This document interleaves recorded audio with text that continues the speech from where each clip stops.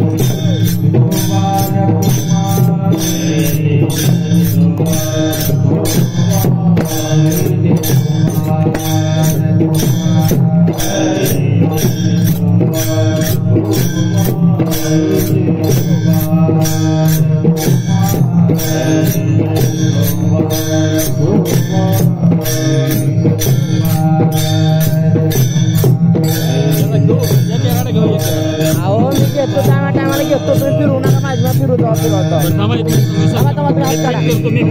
आम्हाला जेव्हा फिरवत तुम्ही राहतो बरं का हात काढा आम्हाला जेव्हा सांगतो तेव्हा फिरवावं लागतं हात जमत नाही ऑनलाईन फिरतो तुम्ही टाकता येते राहू दे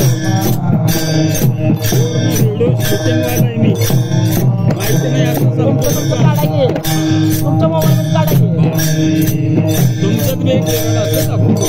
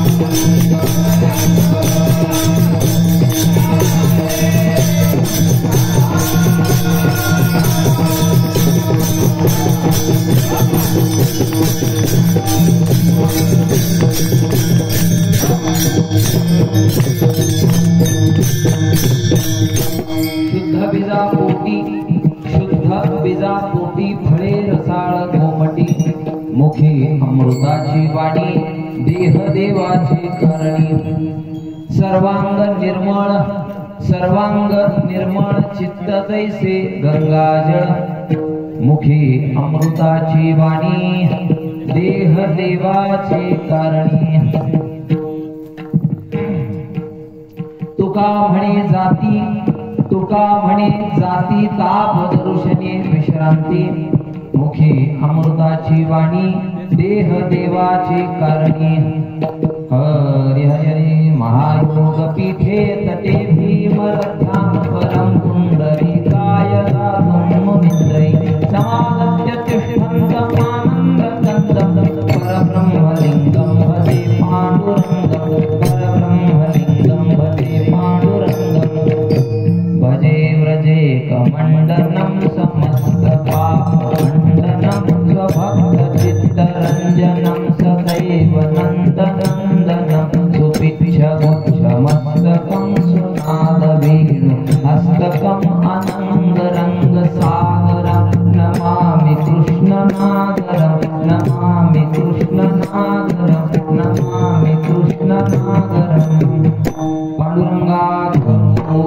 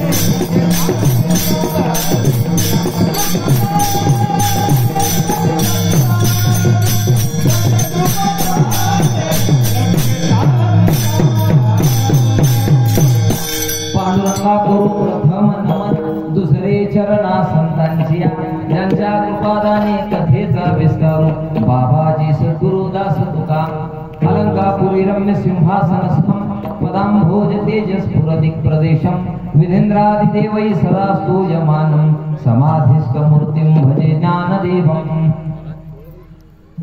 कलावते जीवोद्धारावतारं कलाकांगते ज्योतिकामोदिवक्त्रं खलानीशवादापनोदार्हदक्षं समाधिस्थमूर्तिं भजे ज्ञानदेवं नमो ज्ञानेश्वरा निवृत्ति उदारासु पाण्डेवा मुक्ताबाई नमो त्रिभुवन पावनी आद्यत्रय जननी देवांचे जयांचे केलिया स्मरण होय सकळ विद्यांचे अधिकरण ते जीवंदो श्री चरण श्री गुरुचे ते नमस्कारोनी आता ओम नमो सद्गुरु निर्गुणा पार नाही तव गुणा बसो नि माझ्या रसना हरि गुणा वर्णवे हरि गुण विशाल पावन वदवी वरती तू कृपा करून मी मोढमती दीन म्हणून किव भागी तसे तुमचा प्रसाद झाल्या पूर्ण हरिगुण वर्णीन मी जाण एका वंदित से चरण सद्गुरूंचे आदरे नमो सद्गुरु हरे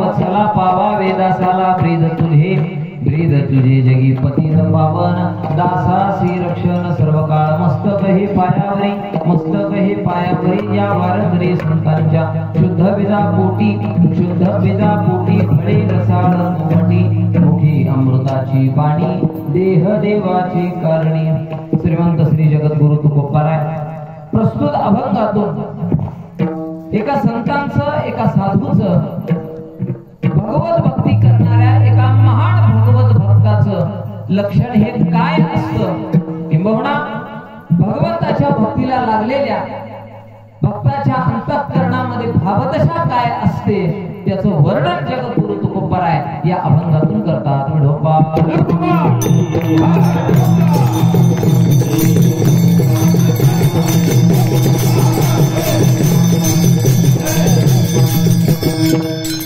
आपण परमार्थात प्रवेश केल्यानंतर पहिलं व्यक्तित्व आपल्या समोर येतं म्हणजे ते संत. तुका म्हणे तुमची संत सोसी जगाचे आघात वगैरे वगैरे संतांच्या व्याख्या ह्या केलेल्या आहेत. आपण परमार्थ पंथात किंवा आध्यात्मिक क्षेत्रात पहिलं पाऊल टाकलो की आपल्याला पहिलं व्यक्तित्व समोर येतं ते म्हणजे संत. देवाच्याही अगोदर देव आहे. देवाची प्राप्ती केल्याशिवाय मनुष्याला सुख मिळू शकत नाही, आनंद मिळू शकत नाही अशी संकल्पना आपल्याला कळाल्यानंतर आपण परमार्थात पहिलं पाऊल टाकल्यानंतर त्या परमात्म्याकडे घेऊन जाण्यासाठी अत्यंत महत्वाचं असणारं जे व्यक्तित्व ते पहिलं व्यक्तित्व म्हणजे ते संत. विठोबा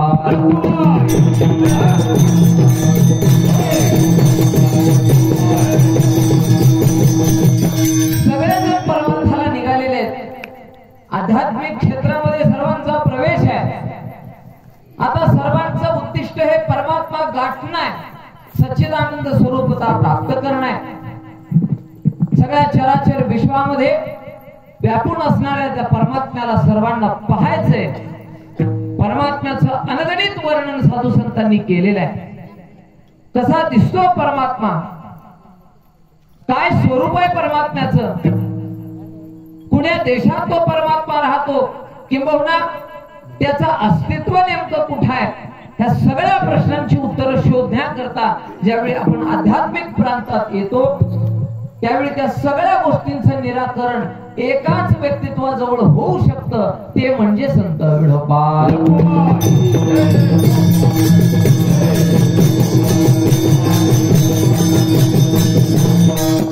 ज्या देवाकडे आपल्याला जायचंय, ज्या देवाची प्राप्ती करून घ्यायची आणि ज्या देवाच्या संशोधनाकरता शोधाकरता आपण परमार्थात आलो, त्या देवाचा पत्ता ह्या व्यक्तित्वाशिवाय कधीच कळू शकणार नाही.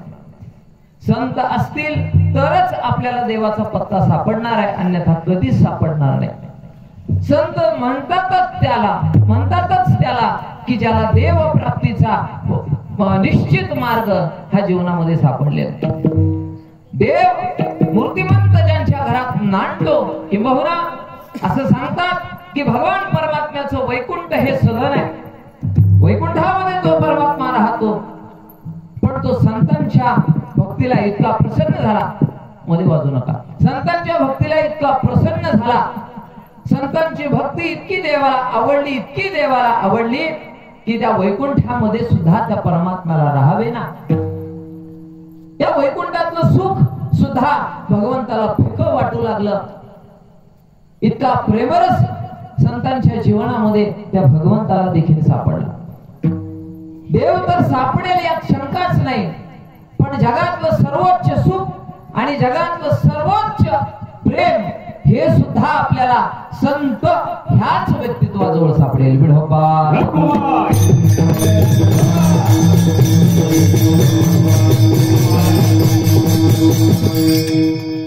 देव तर सापडणारच आहे, पण जगामध्ये जे आपण नाशवान वस्तूवरती प्रेम करतो, त्या प्रेमासाठी वाटेल ते काहीही करायला आपण तयार होतो. कदाचित ती प्रेमाची अपूर्ण व्याख्या आहे. प्रेमाची संपूर्ण व्याख्या ही संतांच्या जवळ सापडणारी आहे. सर्वोत्तम प्रेम आणि संपूर्ण प्रेम हे संतांच्या जवळ आहे. प्रेम आहे, देव आहे, त्याचबरोबर संतांची आणखीन व्याख्या अशी केलेली आहे की संतांच्या जवळ ह्या जगातल्या सगळ्या वस्तू सापडतात.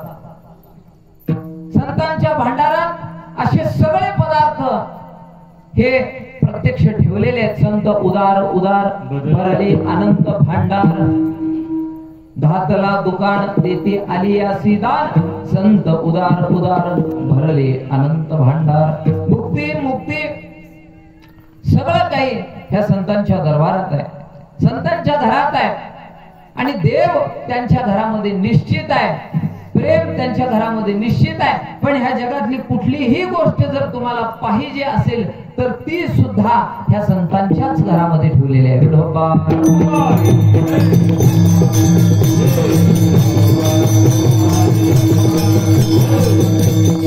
ह्या सगळ्या जगातली करुणा जर कुठे असेल तर ती संतांच्या जवळ आहे. संतांचं वर्णन करताना असं सांगितलेलं आहे की आईच्या अंतःकरणामध्ये आपल्या बाळाविषयी जेवढं वात्सल्य असतं, जेवढं प्रेम असतं, जेवढा जिव्हाळा असतो, तो जिव्हाळा सुद्धा, ते प्रेम सुद्धा ह्या संतांच्या भांडारातून आलेलं आहे. आईचं वात्सल्य हे संपूर्ण जगाला माहित आहे. संपूर्ण जग वात्सल्याची भूमिका देताना आईचं उदाहरण देतं. पण तुकोबाराय तर म्हणतात की आईपेक्षा बापापेक्षा सुद्धा जास्त वात्सल्य, जास्त कृपावंत हे संत आणि साधू आहेत. तुम्ही संत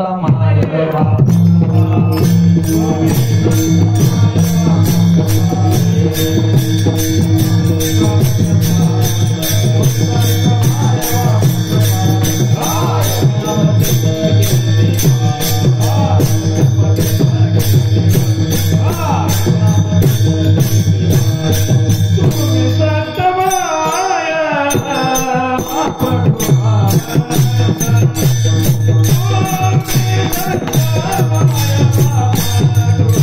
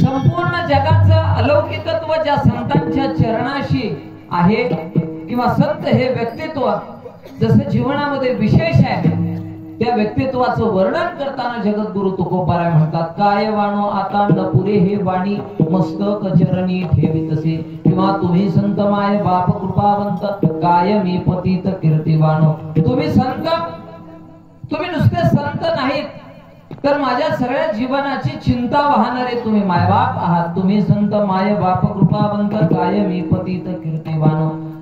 तुकोबाराय तुम्हा आम्हाला परमार्थ पंथ सोपा जावा याच्या करता संतांचं वर्णन करून सांगतात, संतांची लक्षणं सांगतात. आपण परमार्थात आल्यानंतर आपला परमार्थ पदोपदी मार्गदर्शनाने युक्त असावा, आपला मार्ग चुकू नये.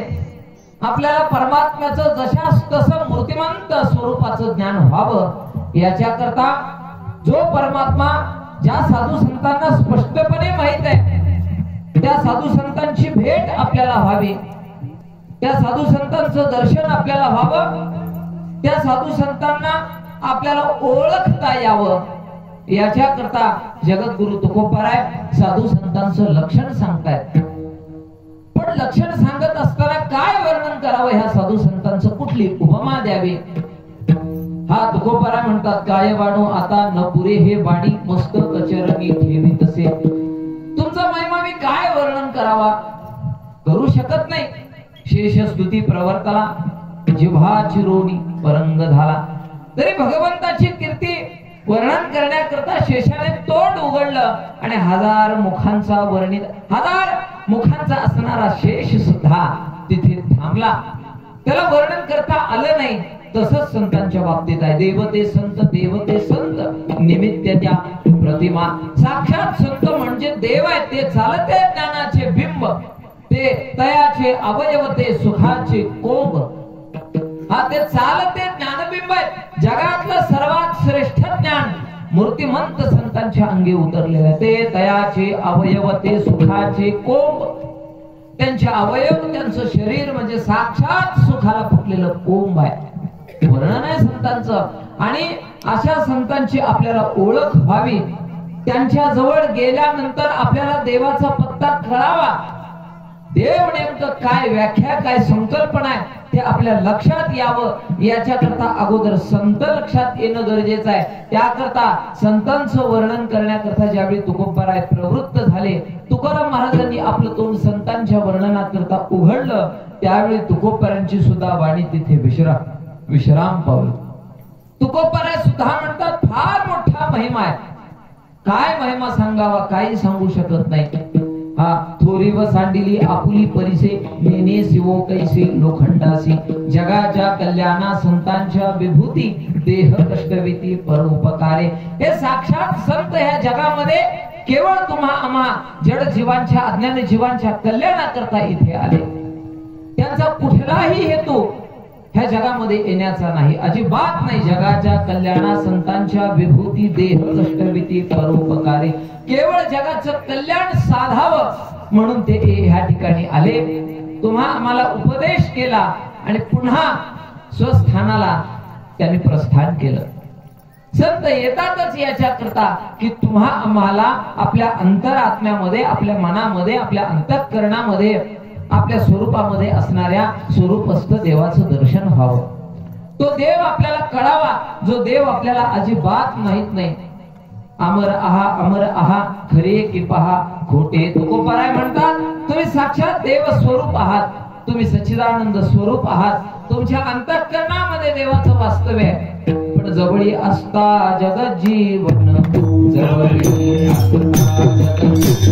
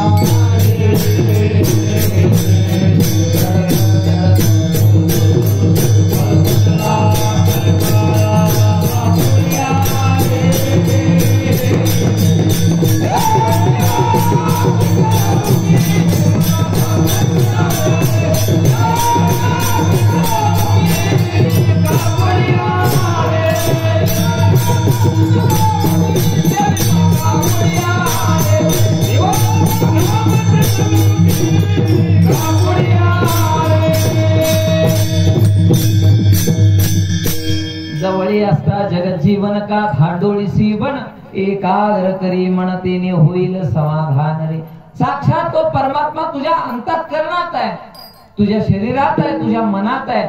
आणि असं जर आहे तर का भांडोळी सीवन, एकाग्र करी म्हणतेने होईल समाधान रे. त्या परमात्म्याला शोधण्याकरता, त्याचा शोध घेण्याकरता गिरीकंदरामध्ये जाण्याची अजिबात आवश्यकता नाही, हिमालयामध्ये जाऊन तपश्चर्या करण्याची आवश्यकता नाही. त्या परमात्म्याला शोधण्याकरता आपलं मन आपण एकाग्र केलं तर निश्चित तो परमात्मा आपल्या अंतःकरणातच आपल्याला सापडतो. त्या परमात्म्याला शोधण्याकरता हा प्रपंच सोडण्याची आवश्यकता नाही. त्या परमात्म्याला शोधण्याकरता हा संसार सोडण्याची आवश्यकता नाही. मग काय करायचंय? कामामध्ये काम काही मना राम राम, जाईल भवश्रम सुख होईल दुःखाचे. आपला नित्याचा व्यवहार करता करता, नित्याचा धंदा करता करता, दररोज आपल्या प्रपंचातली कामं करता करता आपल्याला त्या भगवंताला आठवायचंय, त्याचं नामस्मरण नामचिंतन करायचंय, त्या भगवंताची भक्ती करायची आहे. एवढ्यानेच तो परमात्मा तुम्हाला कुठेतरी मंदिरात सापडणार नाही, तो परमात्मा कुठेतरी हिमालयात सापडणार नाही, किंबहुना तो परमात्मा तुम्हाला कुठे स्वर्गात किंवा वैकुंठात सापडणार नाही. तो परमात्मा तुम्हाला तुमच्या अंतःकरणात सापडणार आहे. विडोबा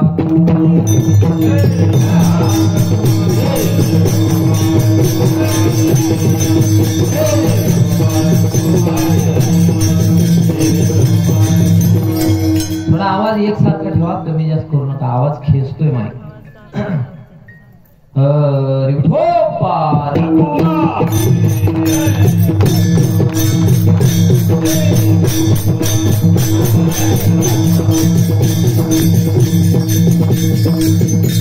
त्या परमात्म्याला शोधण्याकरता आपण निघालेलो असताना कदाचित आपला मार्ग चुकू शकतो. त्या परमात्म्याला शोधण्याकरता आपण निघालेला असताना काही तथाकथित भोंदू लोक आपल्याला फसवू शकतात. या परमात्म्याची योग्य दिशा दाखवण्याऐवजी कुठल्या तरी अयोग्य मार्गाला ते आपल्याला नेऊ शकतात. कदाचित आपली फसवणूक होऊ शकते आणि अशा भोंदूच्या नादाला लागून आपलं जीवन संपू शकतं, आपलं जीवन व्यर्थ जाऊ शकतं. कदाचित आपल्यावर हा प्रसंग येऊ नये. आपल्याला साधू असाधू आणि संत आणि भोंदू ह्यांच्यातला फरक कळावा, साधूची व्याख्या आपल्याला कळावी, साधूंना आपल्याला ओळखता यावं आणि अशा योग्य साधूला आपण शरण जाऊन त्यांची सेवा करून त्यांच्या मार्गदर्शनानुसार परमार्थ शिकून आपल्याला योग्य रीतीने तो परमात्मा आपल्याला ज्ञात व्हावा ह्याच्या करता ह्या साधूंचं लक्षण जगद्गुरु तुकोबाराय सांगतात. विढोबा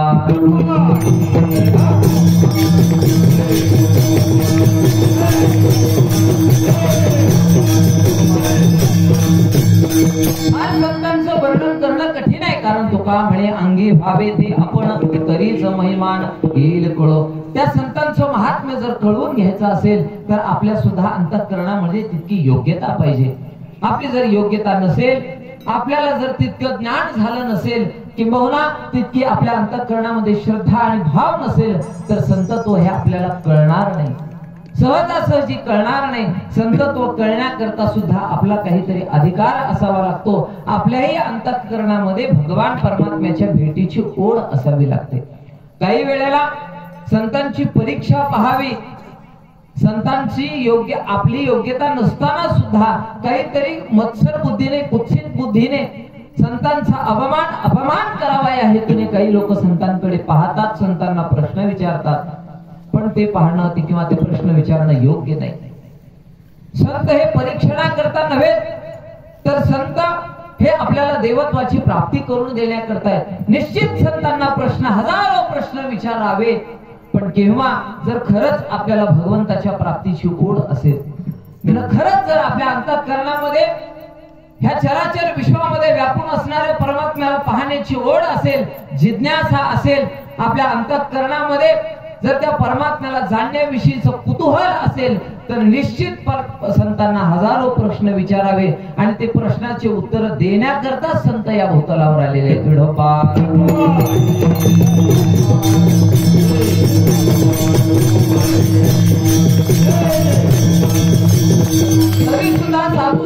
तरी सुद्धा तुकोबाराय म्हणतात, नाही संतपण मिळत हे हाटी, हिंडता कपाटी राणीवडी. संतत्व पाहिजे, संतांचा शोध घ्यायचाय, संतांना ओळखायचंय किंवा संत ह्या व्यक्तित्वाजवळ जायचंय.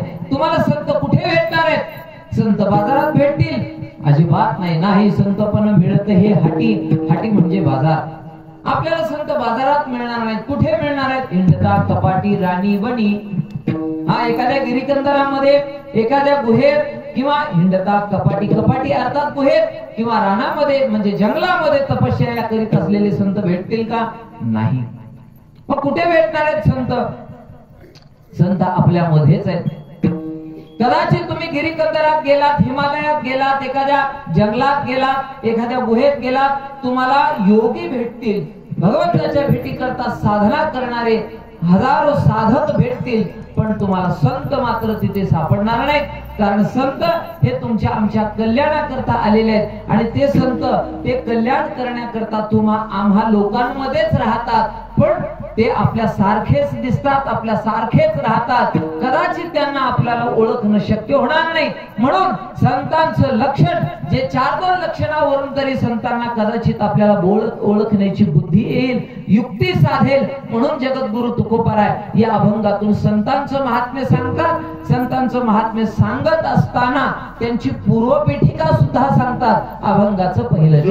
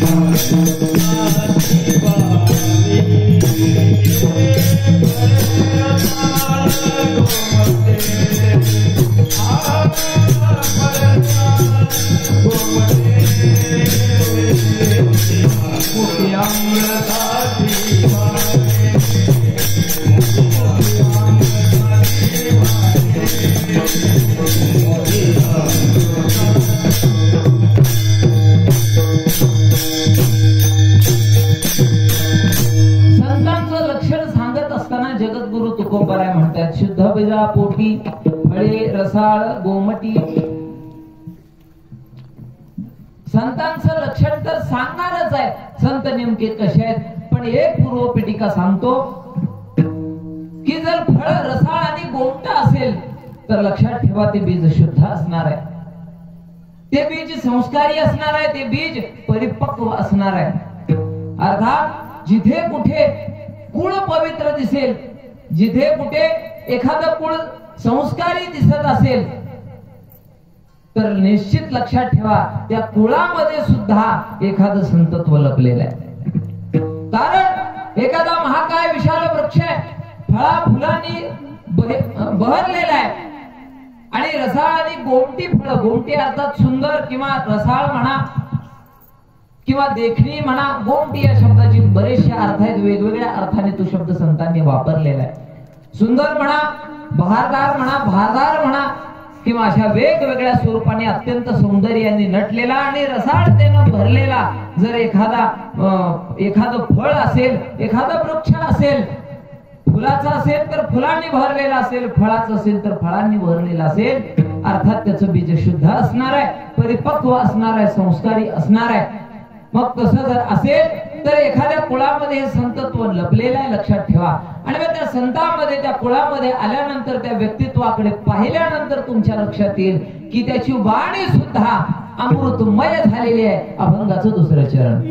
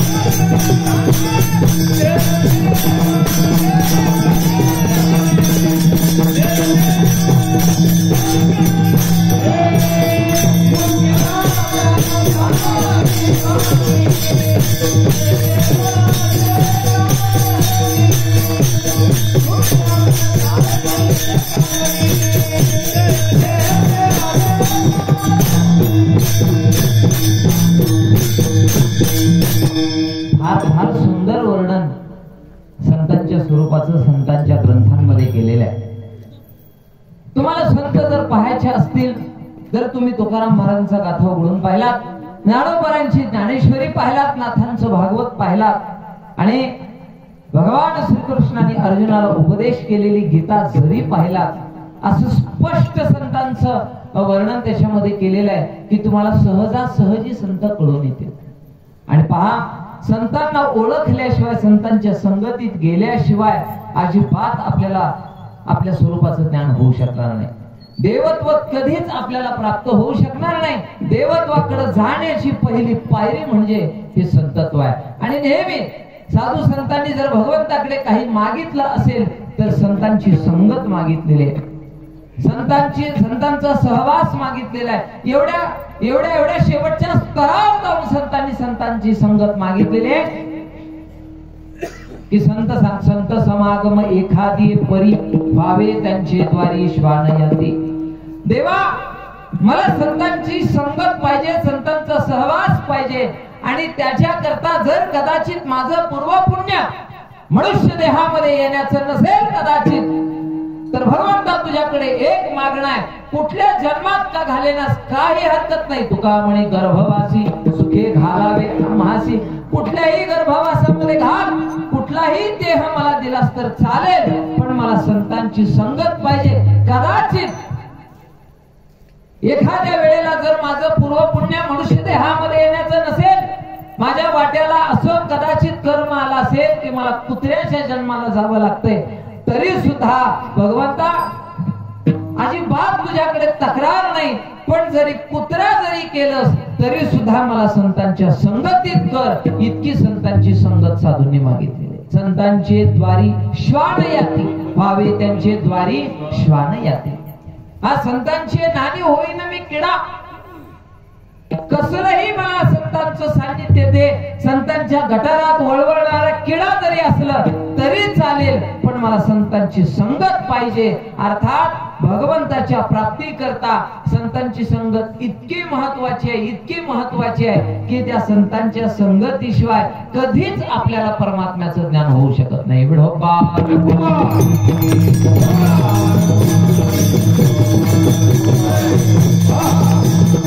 तुम्ही आम्ही तर मनुष्य देहात आलो, आम्हाला तर निश्चित भगवंताची प्राप्ती होणार आहे. आयुष्याच्या साधनी सच्चिदानंद पदवी घेणे आपल्याला जो मनुष्य देह मिळालेला आहे, स्त्री शरीर असो अथवा पुरुष शरीर असो, कुठल्याही शरीरात जर आपण आलो तर ते केवळ आणि केवळ भगवंताच्या प्राप्ती करता आलो.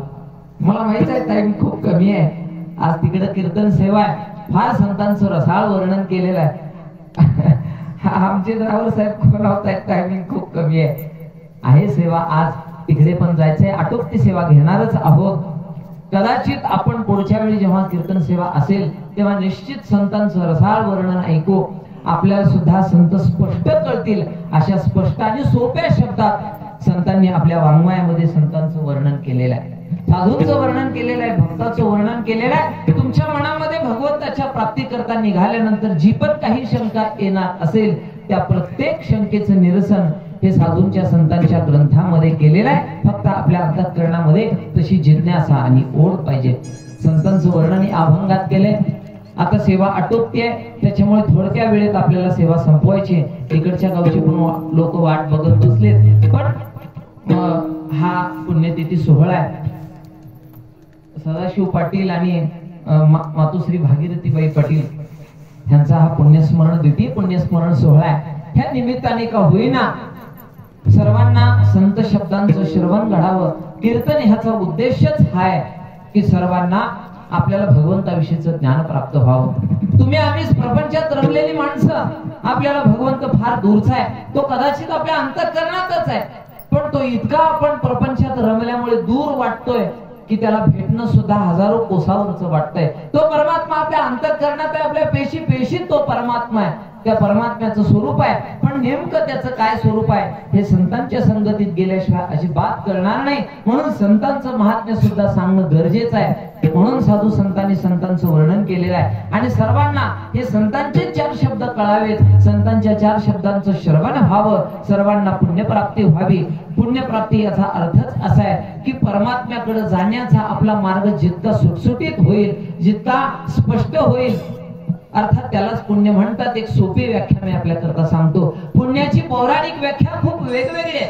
कदाचित आपल्याला विज्ञानवादी लोकांना ती पटणार नाही, पण तो परमात्मा स्पष्ट होत जाणं, आपल्या अंतःकरणातली द्विधा मनस्थिती संपत एकाग्रता साधणं, आपल्या अंतःकरणाला विशालता प्राप्त होणं, आपल्याला निर्भयता प्राप्त होणं, आपल्या अंतःकरणातला संकोचितपणा कमी होत व्यापकपणा वाढणं, ही सगळी भगवंताच्या प्राप्तीची लक्षणं आहेत. असा सगळा आपल्याला मार्ग कळावा. तो मार्ग आपल्याला साधूंच्या संगतीत गेल्याशिवाय, कारण साधू हे तत्वानुभवी संत आहेत, भगवंताला जाणणारे, त्यांच्या व्यतिरिक्त ह्या जगामध्ये एकही व्यक्तित्व नाही की ते परमात्म्याशिवाय की तो परमात्मा आपल्याला दुसऱ्या व्यक्तित्वाकडे सापडेल, अजिबात सापडणार नाही. संत एकमेव असं व्यक्तित्व आहे की ते ज्यांनी परमात्म्याला प्रत्यक्ष जाणलेलं आहे. मग अशा संतांची आपल्याला ओळख व्हावी म्हणून जो साधू संतांनी जे अभंग लिहिले त्यापैकी एक अभंग सेवेकरिता घेतला. 2 अभंगांचं 2 चरणाचं गायन झालंय. अर्धा अभंग जवळपास सुटलेला आहे. आता आपण मधलं भजन घेऊ. मधलं भजन फार सुंदर भजन आहे. हे दिंडेगावकर फळावरचं विशेष भजन आहे. हे पाहण्याकरता वर्षभरातून एकदा खूप गावोगावी वेगवेगळ्या ठिकाणी गेलेले लोक सुद्धा दिंडेगावी येतात महाशिवरात्रीला आवर्जून. जर कदाचित ते परराज्यात असले, हा कामानिमित्त जर गुजरात, मध्य प्रदेश वगैरे इकडे, बॉम्बे वगैरे इकडे जरी गेले असले तरी सुद्धा आवर्जून ते भजन पाहण्याकरता दिंडेगावी येतात. त्याचा एक ट्रेलर आपण कीर्तनात देत असतो. तो ट्रेलर आपण घेऊ. सुंदर भजन होईल. 15-20 मिनिट भजन चालेल. भजन घेऊ आणि त्याच्यानंतर राहिलेल्या उर्वरित अभंगाचं चिंतन करू. ठीक आहे. मधली चाल म्हणा थोडक्यात, मग आपण भजन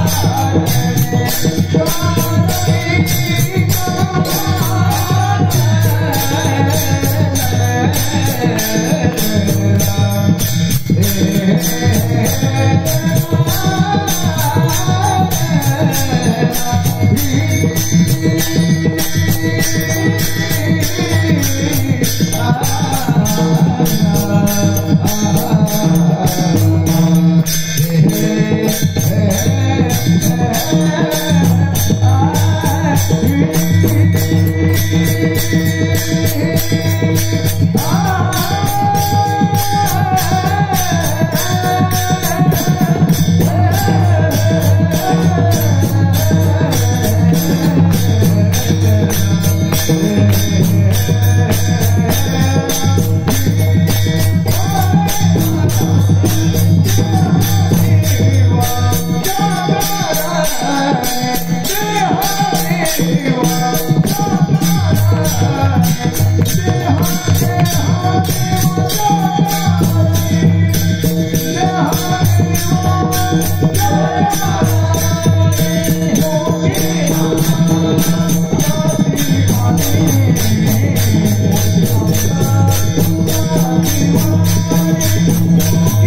Thank you.